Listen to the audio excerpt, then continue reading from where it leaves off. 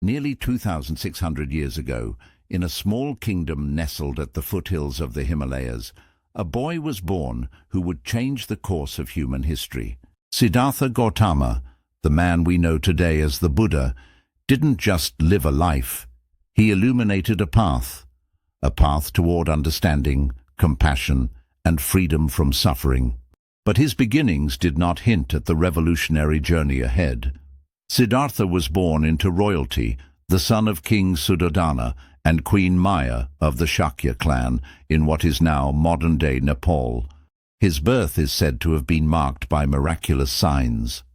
Legend tells us that Queen Maya dreamt of a white elephant entering her side, a vision interpreted as the herald of a great being. When Siddhartha was born in the Lumbini Gardens, it is said that he took 7 steps, at each of which a lotus flower bloomed. He then proclaimed, "I am the leader of the world. This is my final rebirth." Despite these auspicious beginnings, Siddhartha's father was not prepared for his son to follow a spiritual path. A prophecy foretold that Siddhartha would either become a world-renowned monarch or a fully enlightened being, a Buddha. Determined to anchor his son to worldly pursuits, King Siddhartha surrounded him with every imaginable luxury. Siddhartha grew up in palatial opulence, shielded from the harsh realities of life outside the palace gates. He enjoyed fine clothes, exquisite food, and the company of servants who catered to his every whim. By his late teens he married a beautiful princess, Yasodhara, and in time a son, Rahula, was born. On the surface, Siddhartha had everything anyone could desire. Like a bird in a golden cage, he couldn't shake the sense that he was meant for more. Fate intervened one day when he ventured outside the palace walls. According to tradition, his father had ordered the streets cleared of anything unpleasant, but Siddhartha's destiny could not be deterred. On 4 separate outings, he encountered what have come to be known as the 4 sights. The first sight was an old man, frail and bent with age. Siddhartha had never seen a man like that before, and he was stunned to learn that aging was an inevitable part of life. The second sight was even graver, a sick man writhing in pain. Siddhartha realized that illness too was universal. The third sight was a funeral procession, the wails of mourning surrounding a corpse lying lifeless on a bier. Death, he discovered, would come for everyone, no matter their station in life. But it was the 4th sight that planted a seed of hope. Siddhartha saw a wandering ascetic, a monk who had renounced material life in search of spiritual truth. Despite his lack of possessions and comforts, the monk radiated serenity. Siddhartha's sheltered world had been shattered. He realized no amount of wealth or power could shield him from the suffering of old age, sickness, and death. The question burned within him: was there a way to escape this endless cycle of suffering? At the age of 29, Siddhartha made a decision that would alter the course of his life and history. In the dead of night he kissed his son and wife goodbye and fled the palace, trading his princely robes for the simple garb of a wanderer. This event is known as the Great Renunciation. Siddhartha was no longer a prince. He was now a seeker, a man searching for the ultimate truth. For 6 long years, Siddhartha pursued every spiritual path available to him. He initially studied under 2 renowned teachers who taught him deep meditative practices. He mastered their teachings, but felt they fell short of true liberation. Unsatisfied, Siddhartha joined a group of ascetics who practiced extreme self-denial, believing the path to enlightenment lay in renouncing all earthly pleasures, including food and water.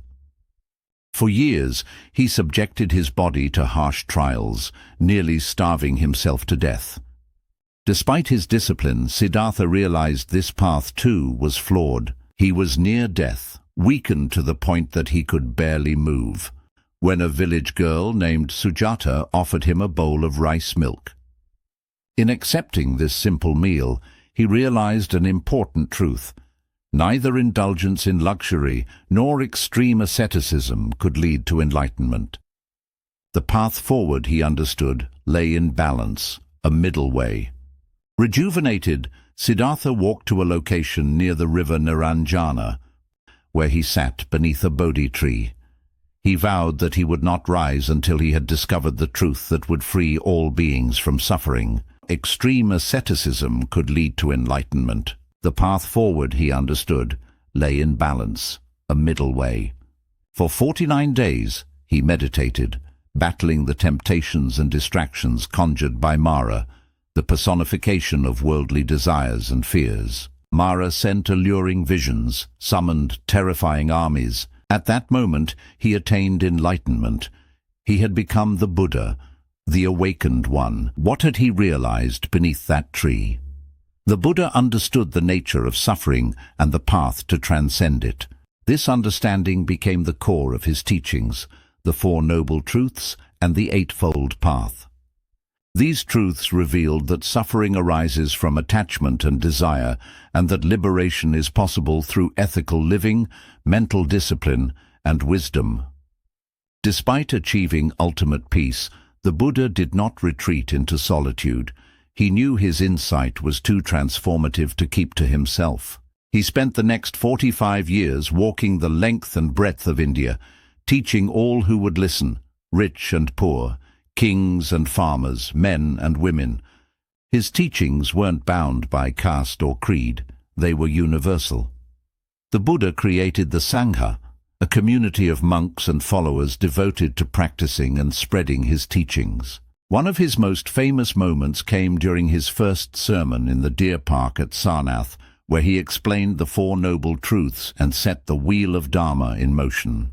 People from all walks of life were inspired by his message of compassion, mindfulness, and liberation, a message that rejected the rigid hierarchies and rituals of the time. The Buddha lived to the age of 80. Knowing the end of his physical life was near, he gathered his disciples and shared this final teaching. All compounded things are subject to decay. Strive on with diligence. With those words, he passed into parinirvana, the final state of liberation, free from the cycle of birth and death. But the Buddha's story didn't end with his death. His teachings continued to spread across Asia and, in time, the entire world.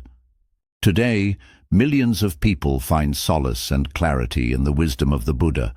His life serves as a timeless reminder that peace doesn't come from external riches or power.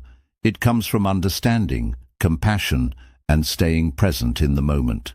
So, what can we learn from the Buddha's journey? At its heart, his life is an invitation to look inward, to confront suffering, and to walk a path of kindness and awareness. Whether we live in opulence or simplicity, we all face the same challenges of the human condition. The Buddha's life shows us that while the struggle is universal, so too is the potential for enlightenment. It's a journey not of escape, but of discovery, a journey toward realizing the boundless peace that lies within us all.